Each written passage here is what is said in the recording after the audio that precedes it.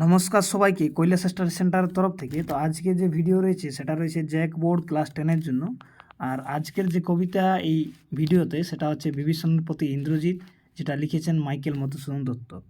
তো আজকের এই ভিডিওতে আমরা আলোচনা করব এর এমসিকিউ টাইপ প্রশ্নোত্তর, তার সাথে কবিতা সারাংশ, কবি পরিচয়। তো যারা 10 ক্লাসের স্টুডেন্ট রয়েছে তাদের জন্য কবিতাটি খুবই ইম্পর্টেন্ট, ঠিক আছে।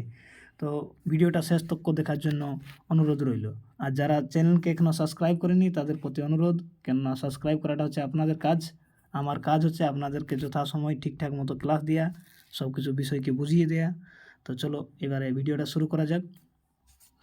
তো ভিডিওটা শুরু করার পূর্বে বলি, ভিডিওটাকে যত জলদি হবে তোমরা যেখানে পারো বন্ধুবান্ধবদের সাথে শেয়ার করো, আর ফেসবুকে হোক চাই হোয়াটসঅ্যাপে হোক শেয়ার করো। আর যদি কিছু সমস্যা হয় কমেন্ট করে জানাবেন, ঠিক আছে। আর যে এইখানে যে নাম্বার দেখতে পাচ্ছ ফোন নাম্বার, যদি বিশেষ কিছু প্রয়োজন থাকে বা ক্লাস জয়েন করা থাকে তাহলে এই নাম্বারে হোয়াটসঅ্যাপ করবেন, কল করবেন, ঠিক আছে। আমি সময় মতো উত্তর দেবো। তো আজকের এই ভিডিওতে প্রথমে আমরা এর কবি পরিচয় জানবো একটু করে, ঠিক আছে।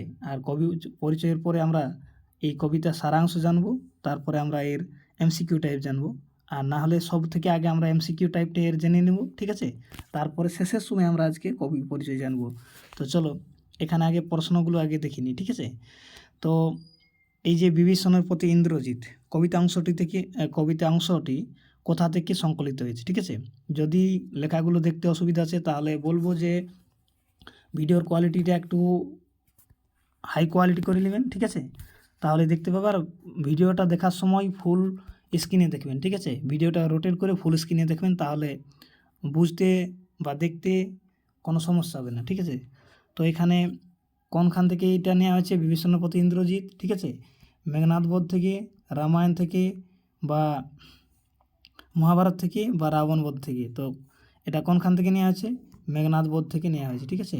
যদি এটা রামায়ণের অংশ তবুও এটা মেঘনাদ বধ কাব্য যেটা মাইকেল মধুসূদন দত্ত লিখেছিলেন সেখান থেকে নেওয়া হয়েছে। এরপরে যে প্রশ্ন নেওয়া হয়েছে সেটা হচ্ছে যে বিভীষণের প্রতি ইন্দ্রজিৎ কবিতাংশটি রচয়িতাকে, মাইকেল মধুসূদন দত্ত, কীর্তিবাস, কাশিরাম দাস, বাল্মীকি, ঠিক আছে। তো এর সঠিক উত্তর কী হবে কমেন্ট করে জানাবেন, ঠিক আছে। তারপরে যে প্রশ্ন নেওয়া হয়েছে সেটা হচ্ছে যে বিভীষণের প্রতি ইন্দ্রজিৎকে বিভীষণ ইন্দ্রজিতের কে, বিভীষণের ইন্দ্রজিৎ কে ছিল, ঠিক আছে। তো তার পিতা ছিল না কাকা ছিল না জ্যেষ্ঠ ছিল না পিতামহ ছিল। তো সে কে ছিল, বিভীষণ কে ছিল, ইন্দ্রজিতের কাকা ছিল। তো এরপরে যে প্রশ্ন নেওয়া হয়েছে সেটা হচ্ছে যে ইন্দ্রজিৎ কে, ঠিক আছে। তো ইন্দ্রজিৎ রাবণের পুত্র, দশরথের পুত্র, কুম্ভকর্ণের পুত্র, বা বিভীষণের পুত্র। তো কে ছিল, রাবণের পুত্র ছিলেন ইন্দ্রজিৎ। এরপরে যে প্রশ্ন নেওয়া হয়েছে সেটা হচ্ছে যে শর্ট প্রশ্ন এটা, যে ইন্দ্রজিৎ বিভীষণকে কিভাবে দেখেছিলেন, ঠিক আছে, সেই নকিম্বুলা যজ্ঞাগারে। তো বীরবর ইন্দ্রজিৎ সচকিত হয়ে বিরাট শূল হস্তে ধূমকেতুর সমান ক্ষুল্লতাত বিভীষণকে দেখেছিলেন। ক্ষুল্লতাত মানে কি, কাকা, ঠিক আছে। এরপরে যে প্রশ্ন নেওয়া আছে সেটা হচ্ছে যে কাকে বাসব বিজয়ী বলা হয়েছে, ঠিক আছে। তো রাবণকে বলা হয়েছে না বীরবাহুকে বলা হয়েছে, মেঘনাদকে বলা হয়েছে না বিভীষণকে বলা হয়েছে। তো এখানে মেঘনাদকে বলা হয়েছে। প্রশ্ন হচ্ছে আরেকটা যে কেন বলা হয়েছে, ঠিক আছে। তো কেন বলা হয়েছে এর কারণটা এখানে দেওয়া রয়েছে, যে বীরবাহু মেঘনাদ ইন্দ্রজিৎকে বাসব বিজয় বলা হয়, আর তিনি যুদ্ধে একবার বাসব অর্থাৎ দেবরাজ ইন্দ্রকে পরাজিত করেছিলেন, তাই তিনি বাসব বিজয়ী ও ইন্দ্রজিৎ নামে পরিচিত, ঠিক আছে। তো বাসব মানে কি, বাসব মানে হচ্ছে দেবরাজ ইন্দ্র। এরপরে যে প্রশ্ন নেওয়া হয়েছে সেটা হচ্ছে যে বিভীষণের জননীর নাম কি, ঠিক আছে। তো বিভীষণের জননীর নাম মন্দোদরী, নিকষা, সীতা, আর ত্রিজটা রাক্ষসী। তো এর সঠিক উত্তর হবে কোনটা, নিকষা হবে এর সঠিক উত্তর। এরপরে যে প্রশ্ন নেওয়া হয়েছে সেটা হচ্ছে যে ইন্দ্রজিৎ কার কাছে অস্ত্রাগারে যাওয়ার অনুমতি চেয়েছিলেন, রামের কাছে, লক্ষ্মণের কাছে, বিভীষণের কাছে, হনুমানের কাছে। তো কী উত্তর হবে, এটা সঠিক উত্তর হবে এর বিভীষণের কাছে, ঠিক আছে। এরপরে যে প্রশ্ন নেওয়া আছে সেটা হচ্ছে কি, যে বিধু অর্থাৎ চন্দ্রকে কার ললাটে স্থাপিত করেছিলেন, ঠিক আছে। তো রামের, রাবণের, মহাদেবের, ইন্দ্রজিতের। তো কী হবে এখানে, মহাদেবের ললাটে চন্দ্রকে স্থাপিত করেছিলেন বিধু।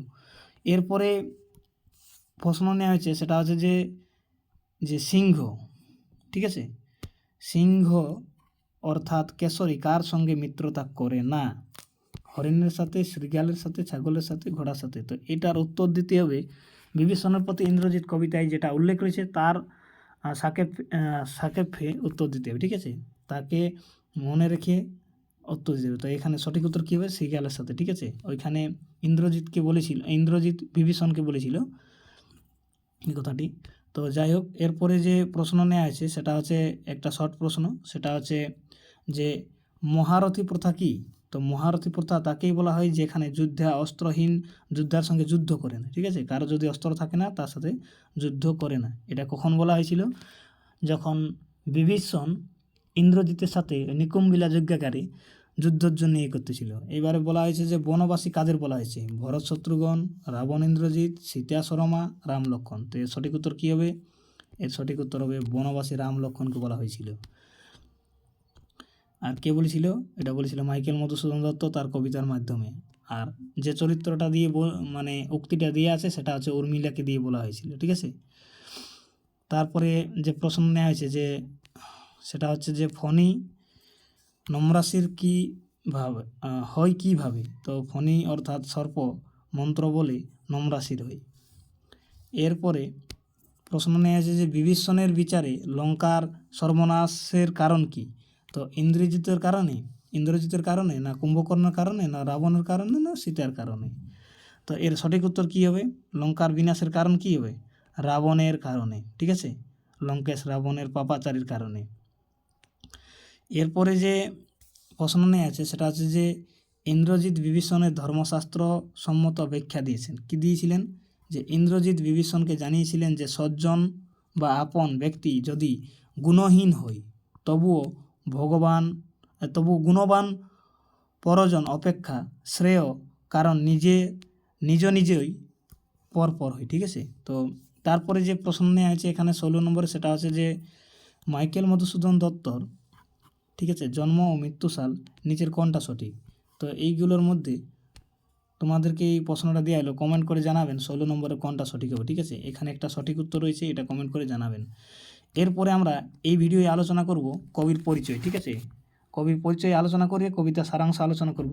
তো ভিডিওটা লাস্ট পর্যন্ত দেখতে থাকো, ঠিক আছে। কেননা সারাংশ আর কবি পরিচয় না জানলে তোমাদের যে লং প্রশ্ন উত্তরগুলো, এখানে তো শর্ট টাইপ বা অবজেক্টিভ প্রশ্ন উত্তর তোমাদের হয়ে গেল, কিন্তু এর যে লং প্রশ্ন আসবে সেইগুলোর উত্তর দেওয়ার জন্য কবিতার সারাংশটা, কবিতার মূল ভাবটা জানা অত্যন্ত প্রয়োজন, ঠিক আছে। তো চলো এখানে আমরা এবারে কবির পরিচয় একটু জানি, তারপরে আমরা এর যে সারাংশ রয়েছে সেটা জানবো, ঠিক আছে।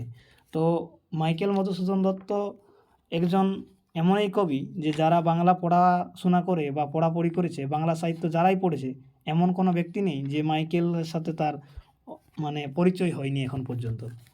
আর ইনি হচ্ছে সেই কবি যে বাংলা সাহিত্যে মানে একটা নতুন ধারা সৃষ্টি করেছিল। ইনি সনেট শুরু করেছিল। তো ইনার জন্ম হয়েছিল, মাইকেল মধুসূদন দত্তর জন্ম হয়েছিল 25শে জানুয়ারি 1824 খ্রিস্টাব্দে, ঠিক আছে। আর ইনার মৃত্যু যখন হয় সেটা হচ্ছে 29 জুন 1873, ঠিক আছে। আর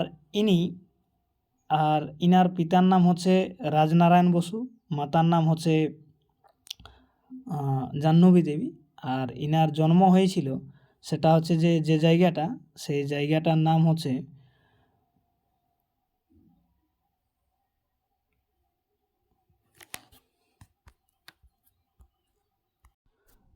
যেটা এখন ওই যে মানে বাংলাদেশে রয়েছে, ঠিক আছে। এখন ওটা প্রথম সেই সময়কার দিনে যখন ব্রিটিশ ভারত ছিল তখন ওটা ভারতেরই অংশ ছিল। আর জায়গাটার নাম হচ্ছে যশোহার জেলা সাগরদাড়ি গ্রামে ইনার জন্ম হয়, ঠিক আছে। তার সাথে সাথে ইনি শৈশব থেকেই যে পাঠশালায় অধ্যয়নরত ছিল, ফরাসি ভাষাও শিখেছিলেন, মায়ের কাছ থেকে রামায়ণ মহাভারতের গল্প শুনেছিলেন, যার ফলে এই বিভীষণের প্রতি ইন্দ্রজিৎ এইভাবে লিখতে পেরেছিল। আর ইনার বিখ্যাত যে কাব্যগুলো, ঠিক আছে, সেই কাব্যগুলোর মধ্যে হচ্ছে মেঘনাদবধ কাব্য আর তিলোত্তমা সম্ভব কাব্য, তাছাড়া ব্রজঙ্গনা, বীরাঙ্গনা, চতুর্দশপদী কবিতা। বেশি কিছু বাংলাতে লিখেননি, ইনি যা কিছু প্রথমে লেখার চেষ্টা করেছিল সেগুলো হচ্ছে ইংলিশে, ঠিক আছে। আর ইনার একটা ছদ্মনামও রয়েছে, সেটা হচ্ছে দ্য ক্যাপিটেবিলিটি, ঠিক আছে। আর বেশিরভাগই তিনি ইংরেজি লেখার চেষ্টা করেছিলেন কিন্তু অসফল হয়ে ফিরে আসেন, আর এসে করেই যে বঙ্গভাষা কবিতাটাই সেটাই লিখেছিলেন। আর ইনার যে নাটকগুলো রয়েছে সেটা হচ্ছে শর্মিষ্ঠা, পদ্মাবতী আর একেই কি বলে সভ্যতা, তাছাড়াও কৃষ্ণা কুমারী ইনার বিখ্যাত নাটকের মধ্যে একটা, আর বুড়ো শালিকের ঘাড়েরও।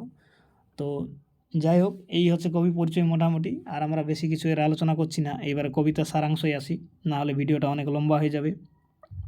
তো যে কবিতার যে মূল সারাংশ রয়েছে এখানে, ঠিক আছে, এখানে যে মেঘনাদবধ কাব্যর একটুকু অংশ নেওয়া হয়েছে, ঠিক আছে। তো এইখানে কবি মাইকেল মধুসূদন দত্ত এই পৌরাণিক রামায়ণের যে লঙ্কাকাণ্ড, ঠিক আছে, রামায়ণের 7টি কাণ্ড, 7টি কাণ্ডর মধ্যে একটা হচ্ছে লঙ্কাকাণ্ড। লঙ্কাকাণ্ড অবলম্বনে যে বীর রসের কাব্য রচনা লালসায় সেই মেঘনাদবধ কাব্যর নামক অভিনব কাব্য রচনা করেছিলেন। আর কাব্যটি তার করুণ রসাশ্রিত হলেও স্থানে স্থানে বীর রসের প্রবাহ বর্তমান, মানে যুদ্ধ বিগ্রহ বা মাথা নত করবে না এরকমভাবে লেখা আছে। আর বিভীষণের প্রতি ইন্দ্রজিৎ রচনাংশে লঙ্কাধিপতি রাক্ষস রাজা রাবণের যে বীরপুত্র মেঘনাথের ক্ষুল্লতা, তো বিভীষণের প্রতি যে তিরস্কারের মধ্যে বীর রসের প্রবাহ বর্তমান, সেটা দেখা গেছে যে তাদের দুজনের মধ্যে এই ইন্দ্রজিৎ আর বিভীষণের প্রতি কীভাবে ওখানে কথাবার্তা হয়েছিল বা বিরোধিতা হয়েছিল, সেইখানে এই বীর রসের যে বলছে বীর ভূমিকাটা রয়েছে সেটাই দেখাচ্ছে সে। তো নিকষা পুত্র হচ্ছে কি বিভীষণ, রাক্ষস শ্রেষ্ঠ রাবণের কনিষ্ঠ ভ্রাতা, মানে ভাই। তো রাবণের সীতা অপহরণ জনিত অপরাধকে মেনে নিতে না পেরে, ভালো করে শুনবেন কেননা এইগুলোর উপরেই ভিত্তি করে তোমাদেরকে বাকি অ্যান্সারগুলো দিতে হবে, ঠিক আছে। আর যদি তোমাদের আরও এর থেকে প্রশ্ন উত্তর প্রয়োজন হয় তাহলে কমেন্ট করে জানাবেন যে বিভীষণের প্রতি ইন্দ্রজিৎ থেকে লং প্রশ্ন উত্তর দেওয়া হোক, তাহলে আমি একটা আলাদা আরও ভিডিও বানিয়ে দেবো, ঠিক আছে, আজকের মধ্যেই। তো এই যে রাবণ ও রাক্ষস রাজা বংশকে ধ্বংস করার জন্য কৃত সংকল্প বিভীষণকে লক্ষণকে নিকুম্ভিলা যজ্ঞাকারে গোপন পথ দেখিয়ে দেবার যে বীর শ্রেষ্ঠ ইন্দ্রজিৎকে বধ করার যে আয়োজন করেছিল, ইন্দ্রজিৎ বিভীষণের প্রতি উত্তেজিত হয়ে তাকে জানিয়েছিলেন যে বিভীষণ কুলের কলঙ্ক, যার মাতা জননী সতী নিকষা আর জ্যেষ্ঠ হচ্ছে ভ্রাতা মহাপ্রতাপী রাবণ, মানে বিভীষণের যে দাদা ওনার নাম হচ্ছে, বড় দাদার নাম হচ্ছে রাবণ, আর তার মাধ্যমে ভ্রাতা এই যে বলশালী কুম্ভকর্ণ বংশের সন্তান হয়েও ইন্দ্রজিৎ বধের আয়োজন ও শত্রুকে নিজের ঘরের পথ দেখানো কখনোই উচিত হয়নি, এটা কবিতাতে বোঝাতে চেয়েছে। বিভীষণ যেহেতু তার কাছে গুরুজন রূপেই বিবেচিত, সেই জন্য তাকে তিনি গঞ্জনা করতে চাননি, তবে পথ ছেড়ে দেওয়ার অনুরোধ করলেন। আর তার সাথে জানিয়ে দিলেন যে সে এই যে রামানুজ লক্ষণকে জমালয়ে পাঠাবার ব্যবস্থা করবেন, মানে তাকে যুদ্ধ করে মৃত্যুবরণ করাবার ব্যবস্থাও করে দেবে। এবারে বিভীষণের যে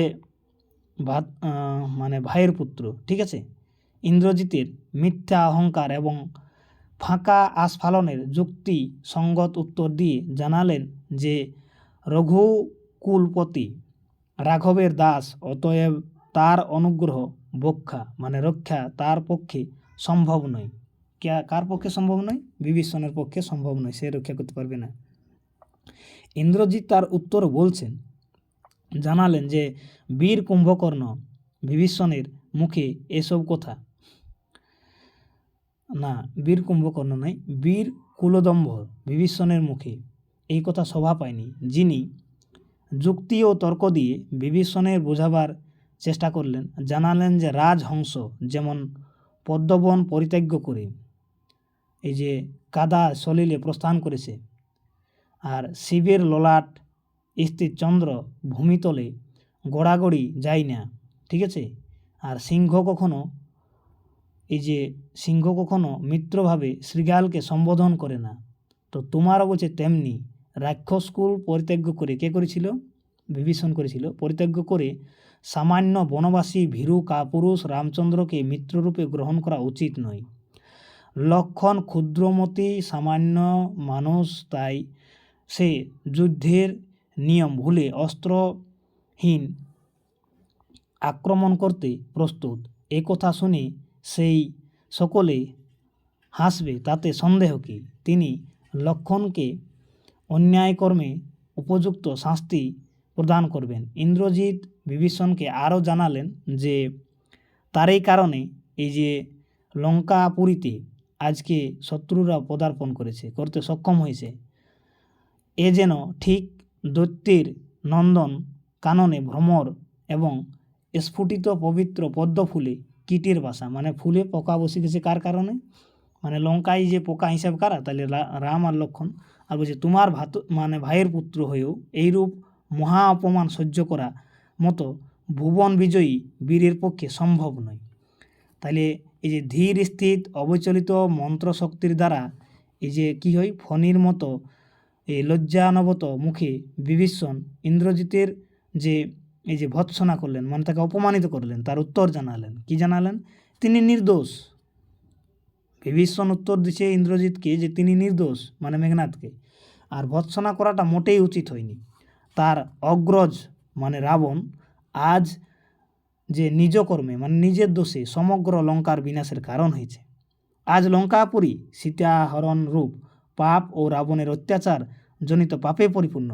প্রলয়কালে যেমন বসুধা বা পৃথিবী যেমন কারণ সলিলে ডুবে যায়, তেমনি আজ লঙ্কারও অবস্থা।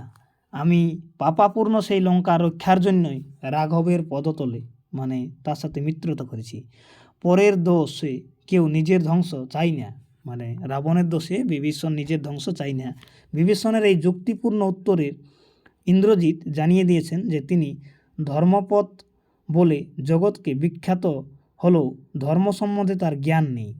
তাতে তার মতে যে জাতিজ্ঞ ভ্রাতৃজ্ঞ মানে নিজের জাতি, নিজের ভাই, ঠিক আছে, নিজের স্বজন যদি গুণহীন হয়, তাদের যদি কোনো গুণ না থাকে, তবুও তাদেরকে পরিত্যাগ করাটা ঠিক নয়। আর যদি গুণবান পরজন হয়, যদি গুণবান হয় মানে অন্য কেউ, তাদেরকে আশ্রয় বা তাদের সাথে শাস্ত্র করাটা ঠিক নেই, সঙ্গ দেওয়াটাও ঠিক নয়। কিন্তু বিভীষণের মতো এই বুদ্ধিহীন ব্যক্তিকে গঞ্জনা করে লাভ নেই, মানে ইনাকে আর কিছু বলে লাভ নেই, ইনার সাথে বিতর্ক করেও কোনো লাভ নেই। যেহেতু অধর্মচারীর সহানুভূতি, সুতরাং তার কাছ থেকে বর্বরতা ছাড়া আশা করা যায় না। যারা নিচের সঙ্গে আচর ব্যবহার সেই যে নিচমান বা দুর্নীতিযুক্ত হবে তাতে সন্দেহ নেই, মানে যাদের বন্ধু বান্ধব নীচ হবে, ঠিক আছে, তাদের স্বভাব চরিত্র সবই নীচ হবে, তাতে কোনো সন্দেহ বলছে এখানে নেই। তো এখানে ইন্দ্রজিতের বিভীষণকে ভৎসনা করার মধ্যে বনবাসী রামচন্দ্রকে হেয় করে দেখানো প্রয়াস হয়েছে। আর মধুসূদন একে কালে রামকে দুর্বল বলে ভাবতেন এবং তার বানর সেনার জন্য তাকে ঘৃণা করতেন। তাছাড়াও লঙ্কাধিপতি রাবণ মেঘনাথের বীরত্বের প্রচারিত হয়ে বীর রূপেই কাব্যের রচনা করতে চেয়েছেন, তাই সেই মানসিকতা এখানে পরিস্ফুটিত হয়েছে, যেটা মাইকেল দেখাতে চেয়েছেন। যাই হোক, এই ছিল কবিতার সারাংশ। তো ধন্যবাদ সবাইকে ভিডিওটা লাস্ট তক দেখার জন্য। আর শেষ সময় বলবো, যদি চ্যানেলটি সাবস্ক্রাইব করে না থাকেন তাহলে চ্যানেলটি সাবস্ক্রাইব করবেন আর ভিডিওটা বান্ধবদের সাথে শেয়ার করবেন, কেননা পরীক্ষা আপনাদের রয়েছে 10 তারিখে। চলো পরবর্তী ভিডিওতে আসছি, সেটা হচ্ছে তোমাদের যেটা আরেকটা কবিতা রয়েছে 2 বিঘা জমি, খুব তাড়াতাড়ি আসবো।